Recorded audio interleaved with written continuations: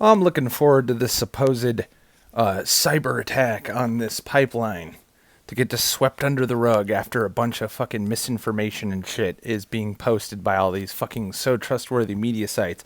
Notice that the only people who are mentioning Russia in accordance with this attack are not any government agencies, but just CNN and WAPO and other assorted fucking spreaders of the Russia myth.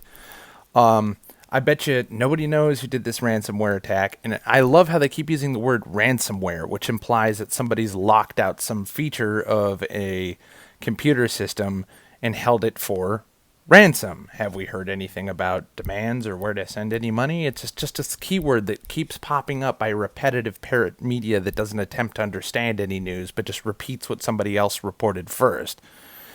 It's just a cycle of misinformation. The fact of the matter is, most of our energy infrastructure could be attacked by some random script kiddie with a fucking laptop in a Seattle Starbucks. Okay, and the only thing that is preventing anybody from doing shit like this and shutting down the fucking country is fear of reprisal from the FBI and the omnipresent fucking surveillance state. Okay, the NSA or something will fuck you straight up the ass if you try anything like this, because that's what happens to hackers who do things like this. They get away with it for a time, then they're found out, and they get fucked up the ass.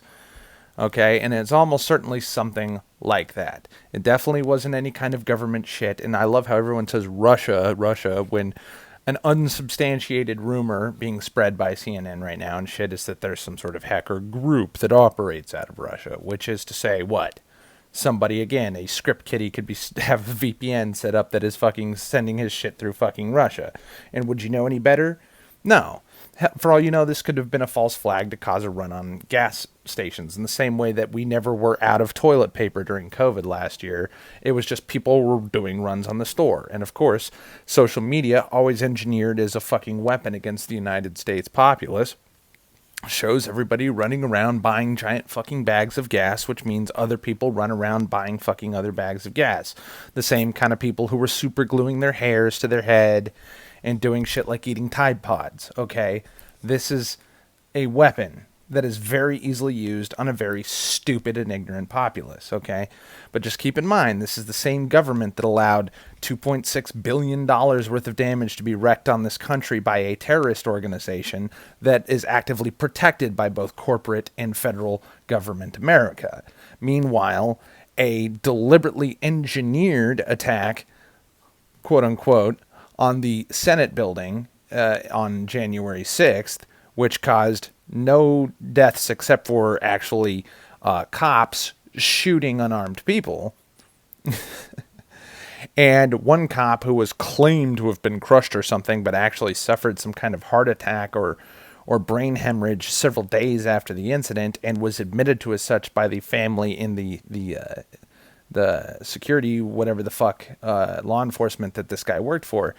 Lies were still spread about this event then and to this day. And in fact, meanwhile, while a terrorist organization is just getting literally billions of dollars pumped into it, which are not being pumped back into black communities, but instead being pumped into the fucking asshole cunts who run BLM, buying multi-million-dollar mansions all over white communities in California.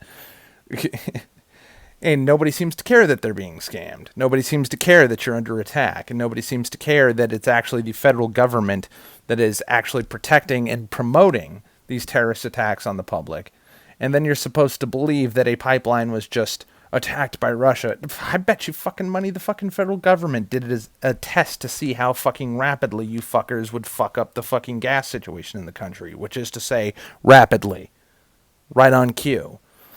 This is all fucking engineered, dude. And this isn't even tinfoil hat shit. This is what they have been doing. It's perfectly reasonable to accept that they will be doing this continuously because it is effective as a form of propaganda and control. Why wouldn't they keep doing it? They've already been proven to be doing things like this. And the thing is, regardless, until the FBI or whatever admits to whoever did this or not, or if it just kind of gets forgotten and just bazillions of dollars worth of economic damage were done in a administration that seems to be fucking with the energy sector globally, And a lot of people think, oh, this is Biden. He's in the hands of Beijing. This is clearly like a Chinese organized thing because China's been buying into our energy sector. I would say that given that under both Obama and Trump, that the United States was a major oil producer, and Biden's day one executive orders were shutting down things like the Keystone Pipeline, new fracking jobs. He even was shutting down multiple new drilling operations. And meanwhile, another country that the United States is closely tied to that was heavily financially affected by energy policy under Obama and Trump, which is now making tons of money again, is Saudi Arabia and other OPEC nations, which went from, getting squeezed under the market, and that's part of the reason why gas prices were so goddamn low for 6 years. Well, now they're right back up to like Iraq war levels, okay? And that's on purpose, okay? This is a financial coup. It's an energy coup, and it's on behalf, far more likely, of countries like Saudi Arabia than China. Okay? There's been a lot of fucking global shenanigans going on with Saudi Arabia that always is swept under the rug because we are financially tied to them, probably for the tune of trillions of dollars. Okay? So there's always Middle Eastern countries that you should be looking at first before you're immediately rushing to go fucking argue with our economic competitors like China and Russia. You should be looking at our economic fucking butt buddies like Saudi Arabia and Israel, okay? So even though I don't have all the answers, the official story, as of this week, looks like pure fucking bullshit to me, okay? And you should at the very least be skeptical, because I don't have the right answer to you, but I bet you I have a better answer than some random hacker group that nobody's ever fucking heard of, okay? And at any time, you could just literally use the CIA to set up an operation like this and have them attack an incredibly vulnerable piece of our energy infrastructure in order to blame whoever the fuck we want and who can stop us. So what is more likely, okay, that something that should never have been allowed to happen is continuously allowed to happen because nobody's looking to actually update our firmware with any of these fucking incredibly vital things like the power grid or gas pipelines. There's probably some asshole running Windows XP with no fucking, not even fucking Norton antivirus set up on it. And then you wonder why something like this can happen at any time. But again, then the question is, well, who stands to gain from attacking this? Part of the reason why the hacker community is usually more interested in stealing your credit card numbers and shit like that is because that is something that they could probably get away with pretty fucking easily. Now, attacking an actual fucking physical target is incredibly dangerous and incredibly hard to do without detection. Okay? But when you got like all these security administrations not making any official statements, but with no quotes and no sources, CNN's running around saying the Russians did it, what I'm looking at is disinformation. To what end? Well, keep your eyes peeled, all right? It's not space aliens. It's not the Illuminati. It's, again, Kabbalistic control bankers, oil billionaires, and stuff. Very easy for this shit to be organized, likely in tandem with the government rather than in spite of or in attacking it. Okay? There's always somebody who financially gains to the tune of tens of billions whenever something like this happens. Whoever can fill the gap while something else that is tens of billions of dollars worth of energy shit is temporarily shut down is who you should be looking to blame. Not some random hacker who wants to fucking ransom somebody's fucking Windows XP fucking computer at actually some piece of hardware inside of an energy sector. Doing something like that is suicidal. However, again, who really stands to gain from that pipeline being shut down for a day? Ask yourself that question, because that is the far more likely culprit. And again, a lot of people want to cry Hanlon's razor. It's probably some asshole who's incompetent. Manufactured incompetence, is something that we see every day in this country. We see riots and we go, why are these riots happening? And it's because law enforcement is ordered not to intercept and put a stop to these riots.